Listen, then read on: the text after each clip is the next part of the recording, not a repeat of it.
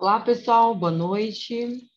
Vou estar ministrando para vocês a disciplina de Introdução à Engenharia. Ela será compreendida em 6 encontros de aulas gravadas, uma avaliação e um trabalho para a gente completar a nota aí, já que ela é uma disciplina de 30 horas, beleza? Bom, essa disciplina é uma disciplina do primeiro semestre, né? Então, acredito que vocês já estejam em semestres mais adiantados. Então, será uma disciplina bem tranquila, onde nós tratamos dessa disciplina, basicamente, trazer conceitos, né? Uma introdução geral sobre o curso de Engenharia Civil, falando um pouquinho de cada área da engenharia civil, tá? Então, acredito que vai ser uma disciplina bem tranquila para vocês, beleza? Bom, nessa nossa primeira aula, nós vamos falar um pouquinho da parte histórica da engenharia, e nas próximas, aí, mais adiante, a gente vai entrando nas áreas diversas da engenharia, beleza? Bom, primeiramente, a gente começa com a definição da engenharia civil, né?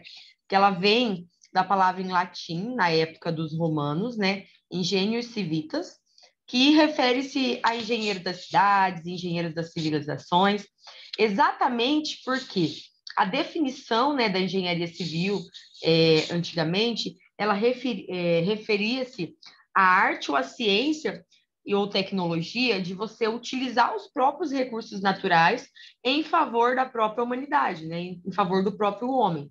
Então, você utilizar os próprios recursos naturais em seu favor na parte de criação, de tecnologia, de construção, isso referia-se à engenharia civil naquela época, tá? E a engenharia civil, juntamente com a arquitetura, ela é uma das profissões mais antigas que nós temos, né? Uma das mais antigas da humanidade. E quando a gente começa a falar um pouco dessa parte histórica, a gente vem lá desde a pré-histórica, onde a gente tem uma engenharia pré-histórica. Não é engenharia civil propriamente dita, mas esse fato de você utilizar os próprios recursos para produzir algo em seu favor, né, em favor do próprio homem, isso é um processo de engenharia. Então, a gente começa com as construções, né, com o surgimento das primeiras ferramentas. Então, esse processo de criação de uma ferramenta, ela é uma engenharia, né? Então, é a nossa primeira engenharia pré-histórica. Quando a gente fala dessa engenharia, nós vamos ter que falar dessa questão do homem, né? Que o homem, ele não é capaz de ficar só num único lugar, né? Ele tem essa característica de se locomover. Então, às vezes, ele sai dessa região aqui, por exemplo, da África, que é mais quente, mais árida, e se desloca ali em direção à Europa, Ásia, regiões que são mais frias, né? Então, para que ele promova esse deslocamento, ele precisa se adaptar. E aí, para cada local que ele vai se adaptando, ele vai criando novas ideias, novas ferramentas, novos elementos. Então, na engenharia pré-histórica, acredita-se que da África, né, ele tenha vindo para a Europa e também tenha caminhado aqui em direção à Ásia e à Sibéria, Alasca, América do Norte, América do Sul, ou também aí através das embarcações, né, que aí já são a parte histórica da histórica mais recente, né? Então, essa característica do homem de não ficar em um único lugar, de se locomover, para cada local tem condições diferentes, ele encontrar recursos naturais diferentes, né? E aí surgiu aquela parte do domínio do fogo, consequentemente, o homem começou a dominar a parte da agricultura, onde ele começou a plantar o seu próprio alimento, e aí já não é mais a engenharia civil, né? É a engenharia agronômica. Ele começou a partir para o processo de domesticação de animais, 2000 anos antes de Cristo, né? Teve a descoberta da roda. Aí já foi um ponto muito importante para a evolução do homem, no sentido que, nesse período, a roda ela serviria principalmente para a parte de transporte. Imagina, o homem transportar, né, com os próprios braços ou nas costas um determinado objeto, e com a criação, né, a descoberta da roda, né, isso facilitou muito a parte de transporte e de criação de outras ferramentas mais aí em favor do próprio homem, né?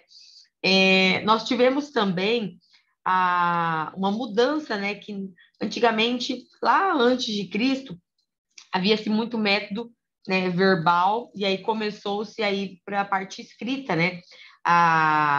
O homem começou a registrar as informações daquilo que ele fazia, daquilo que ele criava. Então, a gente sai de um método de ensinamento oral e entra para uma parte escrita, onde tudo aquilo começou a ser registrado, né? E aí, da engenharia civil propriamente dita, um dos marcos mais históricos que nós temos são as pirâmides de Gizé, né? Que foram construídas aí quase 3.000 anos antes de Cristo. Essas três pirâmides, né? Elas se encontram a 10 quilômetros do Cairo, que é a capital do Egito, e elas são conhecidas como Kelpis, Kefren e Miqueninos, né? E a Kelpis é a maior delas. E elas foram construídas naquela época, né? Quase 3.000 anos antes de Cristo, para os mais ricos faraós. E elas acabaram empregando aí 100.000 operários durante 20 anos para suas construções. Então, vocês imaginam fazer uma pirâmide dessa, né? Sem nenhum tipo de tecnologia. Hoje nós temos guindastes, gruas, né? E naquela época não existia isso. Então, foram 20 anos de construção, em torno aí de 100.000 operários empregados, né, para fazer isso daqui, que hoje é um ponto muito visitado, histórico, né, muito importante aí perante a engenharia civil, né.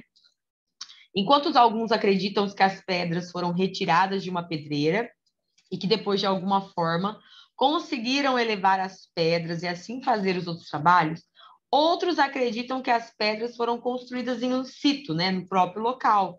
É como se fosse uma execução de uma fundação, né? Você executa ela no próprio local, em vez de ela vir já pré-moldada, né? Você pode fazer ela in situ, com algum tipo de calcário, embora o material ainda continue com um tipo de investigação. Existe essa dúvida ainda, né? De como que foi esse processo, né? Como é muitos anos antes, né? A gente tem 3.000 anos, hoje a gente está em 2022, né? Aí vamos colocar aí 2022, mas quase 3.000 anos antes de Cristo, a gente tem 5.000 anos, né? Então ainda é algo em estudo ainda para entender. E aí, como que foi esse processo, né? Porque é meio aquela coisa, né, gente? Vamos ser bem realistas. A gente fala assim, cara, como que eles conseguiam fazer isso, esse tipo de construção, né? Todos os quatro lados são praticamente do mesmo comprimento.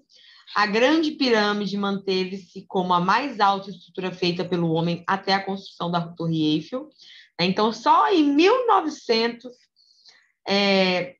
aí 4.500 anos depois, que realmente fizeram uma construção que superou a altura aí das pirâmides, né? Então, foi a Torre Eiffel, que é estrutura metálica, né? A construção da pirâmide foi feita com pedras justapostas, ou seja, encaixadas, sem auxílio de cimento. Esse encaixe, pessoal, é como se fosse forças de compressão, uma pecinha comprimindo a outra ali, e elas se encaixam, tá? Então, não há auxílio de cimento algum, né, como material isolante ou colante, né? E alguns blocos estão tão bem unidos que não é possível nem passar por entre eles uma folha de papel ou mesmo uma agulha, de tão encaixado que eles estão, né? Uma outra obra muito histórica, né, é a Grande Muralha da China, que ela é considerada uma das 7 maravilhas do mundo moderno, né? E também se tornou aí Patrimônio Mundial da Unesco. Ela foi construída num terreno muito irregular, então a gente pode ver aqui na imagem, ó. Então, bem íngreme, um terreno muito irregular, sem nenhum tipo de recurso de tecnologia. Então, ela é conhecida como o Dragão de Pedra, né, a Grande Muralha da China, e ela começou a ser construída em 2015 antes de Cristo. Tá? Então, ela tem mais de 2.000 anos de construção. E ela tinha como principal finalidade proteger a região contra ataque dos inimigos. Então, essa muralha era exatamente uma proteção, né? Nessa região bem íngreme aqui. A obra levou cerca de 20 séculos, pessoal, para ser finalizada, tendo seu último trecho construído em 1368 e 1644, durante uma dinastia. Então, percebam que ela demorou aí, gente, quase 2.000 anos para ser construída. Então, sem nenhum tipo de recurso tecnológico, né? Essa grande muralha, ela demorou bastante tempo. E ela tem aí 20 quilômetros de extensão, 6 metros de largura e 8 metros de altura. Então, essa altura dela aqui corresponde a 8 metros e ela tem uma largura ali de 6 metros. Né? As torres da muralha foram construídas para servirem como depósito de alimento, abrigo para os trabalhadores. Então, além de ser uma muralha, né, que protegia, ela tinha alguns pontos, né, tem alguns pontos que são as torres, que servem para depósito, abrigo de trabalhadores. A distância entre elas varia bastante, né, porque devido a essa condição mais íngreme do próprio terreno, né, do local onde ela foi construída, são em alguns pontos estratégicos, então não tem uma distância específica, ela é bem variável. Uma torre tem que visualizar os sinais emitidos pela outra torre, mas a única orientação mesmo é que, tipo assim, de uma torre você tem que ter visibilidade para outra torre, porque em caso de avistar qualquer condição de perigo, né, já que um dos principais fatores da sua construção era a questão de proteção, quem estivesse na primeira torre tinha que conseguir avisar a segunda torre, então ela tem que ter essa visibilidade. E como que eles conversavam, né? Gritando? Não, eles emitiam sinais de fumaça, né? E essa fumaça preta, ela é produzida com o próprio esterco misturado com palha, então fazia essa fumaça preta. Então era um sinal de alerta para eles. Na foto de esterco, eles utilizavam bandeiras brancas ou pretas, né? Como sinal de alerta. Ela também ficou conhecida pelos chineses como o maior cemitério do mundo, devido ao número elevado de mortes. Então, como era um local, né, de proteção, né, aqui tinha uma condição bastante intensa, né? Então, foi um local onde a gente teve bastante mortes, né? Era um local de proteção, mas, consequentemente, muitas pessoas morreram ali. Então, ela também se tornou o cemitério aí da China, né? Outra construção que a gente tem aqui, como exemplo, né, é essa construção na Inglaterra, né? Ela é composta de pedras verticais, cada uma com mais de 5 metros de altura e pesando 26 toneladas, dispostas em círculos, com algumas contendo pedras equilibradas horizontalmente no topo, né? Então, vocês podem perceber que algumas têm a pedra aqui no topo. É uma estrutura que permite que nos equinócios e solstício o Sol nasça no horizonte, parecendo estar perfeitamente situado entre as lacunas dos megálitos. Aqui, aparentemente, a gente olha e fala, nossa, mas o que é isso, né? Basicamente, ele era um observatório astronômico, né? Então, essa sua construção aqui, ela foi estratégica e ela foi projetada para prever eclipse. Então, não é uma construção tão arrojada, se comparada às anteriores que a gente mostrou, mas é também um marco aí da engenharia, porque ela já entra não só em engenharia civil, né? Mas a parte da engenharia astronômica, né? Nessa parte de previsão de eclipses. E algumas pessoas também acreditam que nesse local também havia cerimônias religiosas, místicas, tá? Outro ponto bastante importante na parte histórica da engenharia é a parte das construções incas, né? Incas, maias, astecas, mas as incas em especial, que ficam lá em Cusco, no Peru, né? Existem grandes construções, ó. Então, os cientistas não fazem ideia de como os blocos foram depositados, porque são pedras muito grandes, né? Gigantes, e são encaixadas perfeitamente, que nenhuma folha também, que nem na forma lá nas pirâmides, né? Tem umas aqui que estão tão encaixadas que não passa nenhuma folha de papel ou uma agulha. A gente tem uma visão mais ampla aqui dessas construções. Aqui, pessoal, vocês podem até observar que parece como se fossem paredões, né, de contenção. Aqui a gente também tem as obras das civilizações incas, né, que um ponto histórico muito importante também. Um principal aqui, construção exatamente no topo, regiões bastante íngremes, e tinha toda uma parte de engenharia, né, na parte de engenharia agronômica, engenharia hidráulica, engenharia civil. Então, é muito contexto que foi concebido, né, com pouco conhecimento, né, que no caso aqui havia conhecimentos empíricos, né, nada de cálculo. Pode-se dizer que as obras de irrigação em direção aos vales e desertos, a construção de pontes penses entre grandes precipícios e os aterros nos pântanos atestam altos níveis de conhecimento técnico. Então, aqui, pessoal, eles, tanto a parte de irrigação, nessa parte de água, a parte das construções, né, em locais bastante íngremes, com precipícios, mesmo sem um conceito ainda, né, propriamente dito, ou desenvolvido por estudiosos, né, essas construções das épocas, pela maneira que elas foram construídas, né, a gente percebe esse alto nível técnico, né, basicamente sabendo que eles tinham apenas conhecimentos empíricos, não havia cálculos, né, que nem a gente tem hoje. Né, o processo de irrigação, né, de como que eles construíram. Aí a gente vai também para algumas construções romanas, né, a parte do Coliseu, né, que também é um ponto bastante importante.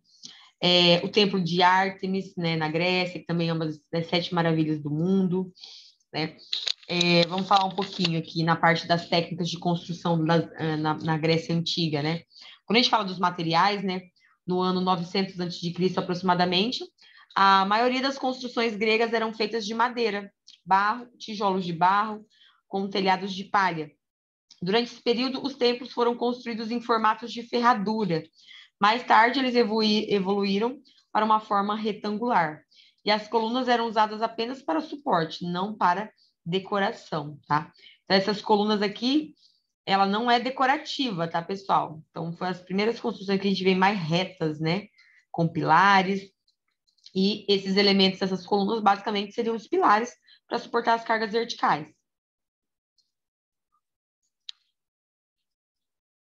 Na parte da estrutura, o método predominante empregado pelos gregos era colunas e vigas. Então, quando a gente olha esse tipo de imagem, né, a gente vê as colunas, que são os pilares, e as vigas.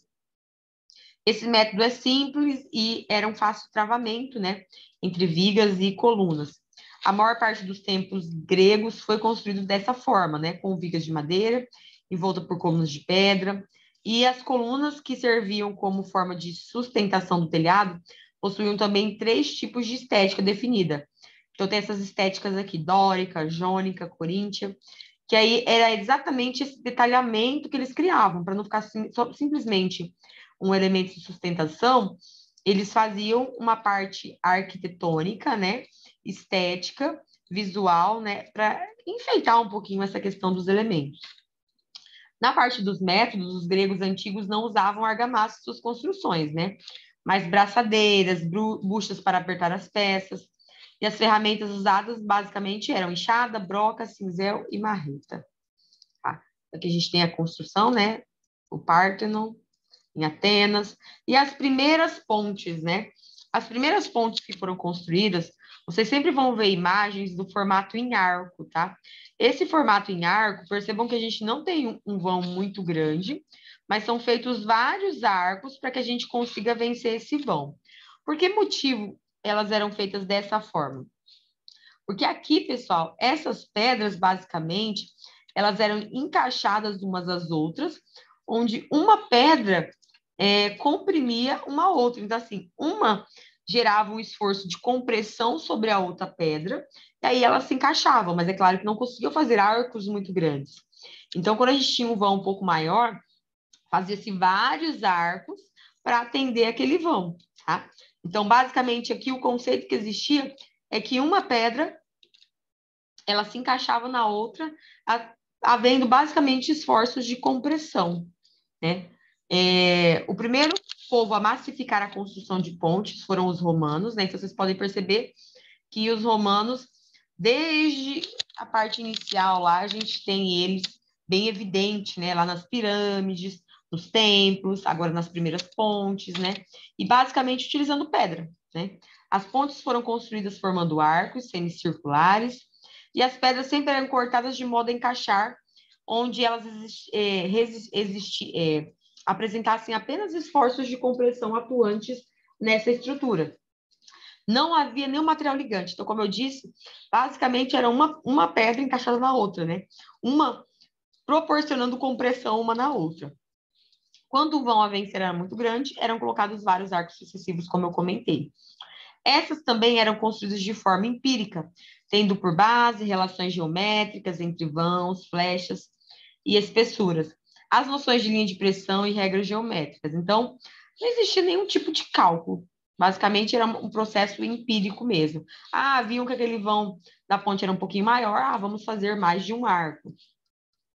Após os romanos, que foram exatamente os precursores da engenharia, né? Das construções das cidades. Não existiram grandes evoluções nas pontes em arcos nem na construção.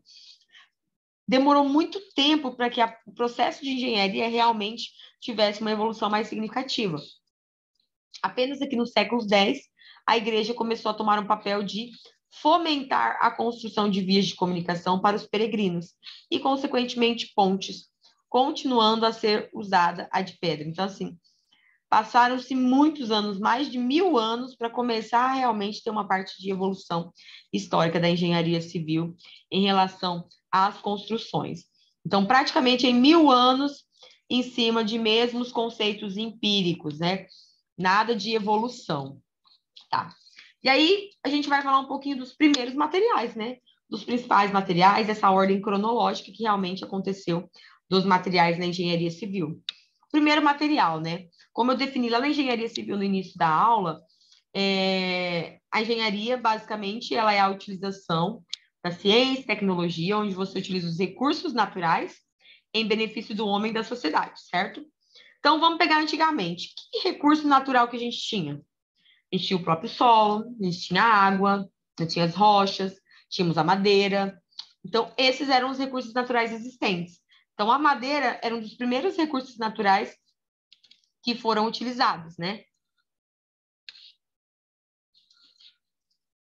Vamos, primeiramente, para as vantagens, né, da utilização da madeira como recurso natural, né?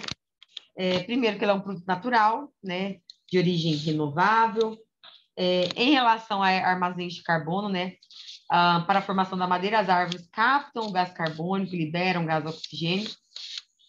Ela é um material de excelente isolação, né? Então, como isolante, ele tem um aspecto importantíssimo para a redução de energia, usado no aquecimento e climatização de edifícios.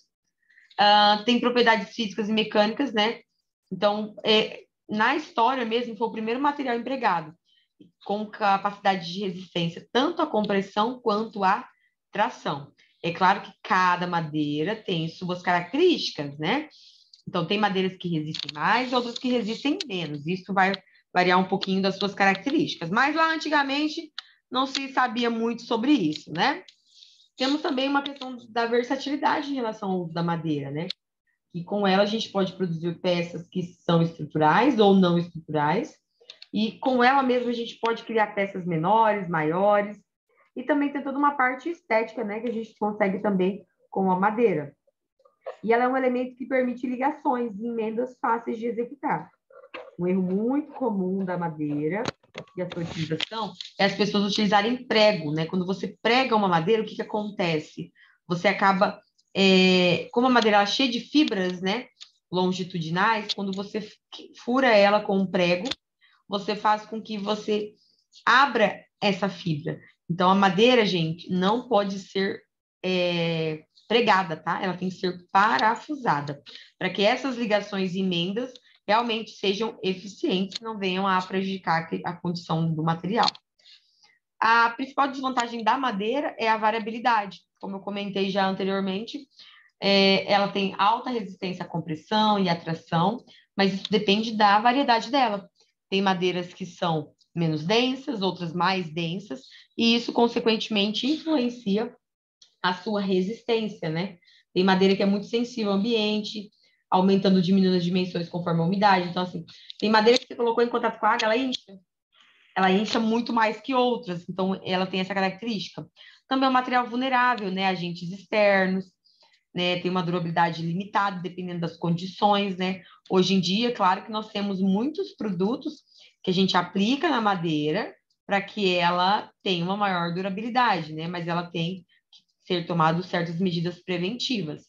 E também com relação às dimensões, né? A gente acaba tendo dimensões mais limitadas, porque depende muito do tamanho do local onde ela foi retirada. Então, formas muito alongadas, muitas vezes a gente não consegue. Então, a gente precisa, às vezes, trabalhar com emendas, né? Então, trabalhar com seções menores.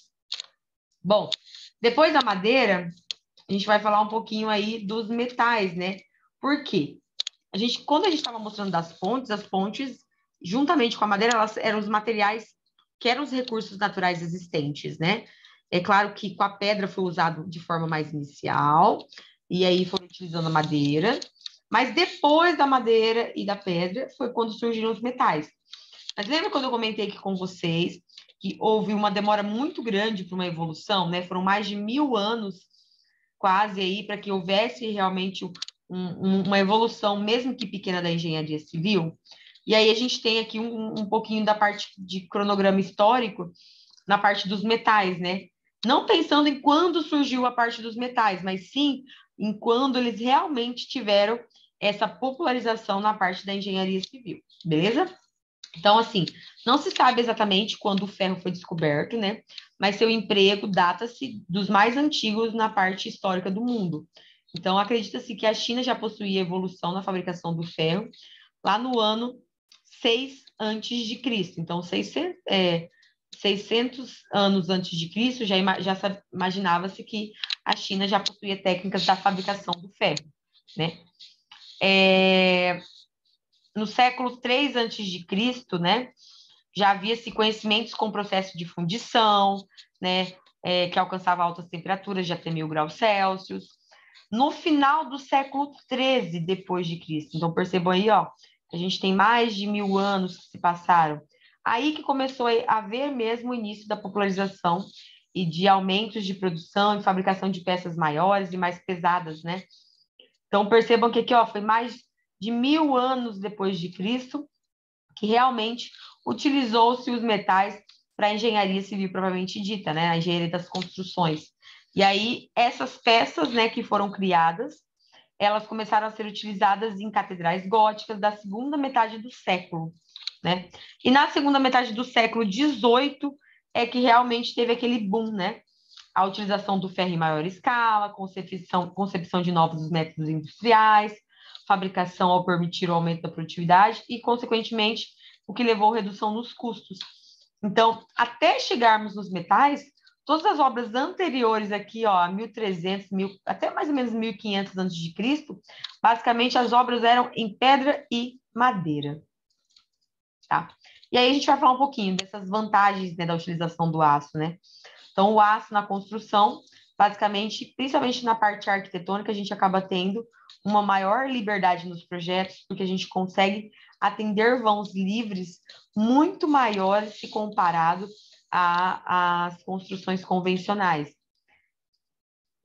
Devido à sua alta resistência, as suas peças, né, elas têm uma seção transversal bem menor, elas são mais leves, e, consequentemente, a gente tem um alívio, né, uma redução aí na carga da fundação, né? Redução na área do canteiro de obra, então são seções menores, consequentemente você tem uma área mais livre. Aumento do próprio espaço útil da construção, a gente consegue uma racionalização melhor dos materiais, já que com as estruturas de aço que nós temos hoje, muitas vezes a gente já compra na fábrica, então a gente tem uma perda muito pequena, né? Ou quase, ou praticamente não existe perda, né? Então, até as pecinhas que sobram na própria fábrica, quando ela está construindo uma estrutura metálica, eles reutilizam essas pecinhas, eles mandam, fazem todo o processo ali de reciclagem, né, de retorno. É um tipo de material de grande qualidade, segurança na obra, que permite muita flexibilidade, ganhos de níveis, prumos, né, devido ao próprio sistema, né, ser milimétrico, né, então a gente trabalha com seções aí de milímetros, então ela tem que ter uma precisão bastante grande. E, consequentemente, obras de aço acabam tendo um menor prazo no processo de execução. É claro que, como todos os materiais, né, a gente sempre vai ter uma desvantagem. E aço, quando a gente fala de aço, né, materiais metálicos, a principal é a oxidação e a corrosão, né? Processo de armazenamento é um pouco complicado, né? Porque a gente tem que. Quando eu estou falando disso, pessoal, não estou me referindo apenas aos elementos estruturais, né? De uma obra em estrutura metálica, mas estou me referindo também àquele aço que é utilizado nos pilares, nas vigas, na laje. Então a gente tem que promover um armazenamento dele. Uma desvantagem também é que o custo é bastante elevado, a gente tem que avaliar, né, as condições do cliente, o que pode ser feito, o que pode ser melhorado, né? Porque ela tem um custo mais elevado, né? A estrutura metálica. Nós temos uma limitação aí na fabricação e transporte, né? Na função, limitação da fabricação Então, peças muito grandes, muitas vezes a gente não consegue realizar o transporte, então elas são feitas de forma mais seccionadas. Obviamente que a mão de obra tem que ser especializada para a sua construção. E a questão da resistência ao fogo, né? Por ser um material metálico, então, em altas temperaturas, ela tem um ponto como desvantagem. E aí, depois do aço, que surgiu o concreto propriamente dito. Então, a gente teve aí, o concreto surgiu, né? É algo mais recente. Então, quando a gente fala aí de concreto, a gente tem vantagem e desvantagem. Concreto, em relação aos materiais, é um material mais econômico, né? Se comparado à estrutura metálica, ele é mais em conta. Tem uma facilidade maior de execução, né? Porque não precisa de uma mão de obra tão especializada assim, né? É mais resistente ao fogo, aos agentes externos, desgastes mecânicos. Tem um processo aí de baixa manutenção. As estruturas, elas são consideradas hiperestáticas, né? Então, durante o dimensionamento, elas são todas engastadas ali, os elementos um no outro. Então, a gente tem estruturas hiperestáticas mais rígidas. Mas, se comparado aos demais, a principal desvantagem é a questão do peso próprio e também a fissuração, né? Então, durante o processo de concretagem, os elementos em concreto, a gente tem que tomar bastante cuidado, tá? Por causa desse processo de fissuração. Vamos entender quando a gente fala de concreto, primeiramente surgiu o concreto convencional. Depois surgiu o concreto armado, tá, pessoal? E depois o concreto protendido. Então, numa ordem cronológica, a gente tem aqui concreto, só o concreto propriamente dito, tá? E aí, é claro, depois ele se transformou em concreto armado quando ele foi associado ao aço, beleza? E quando foram aplicadas tensões nesse aço, a gente tem o nosso concreto protendido.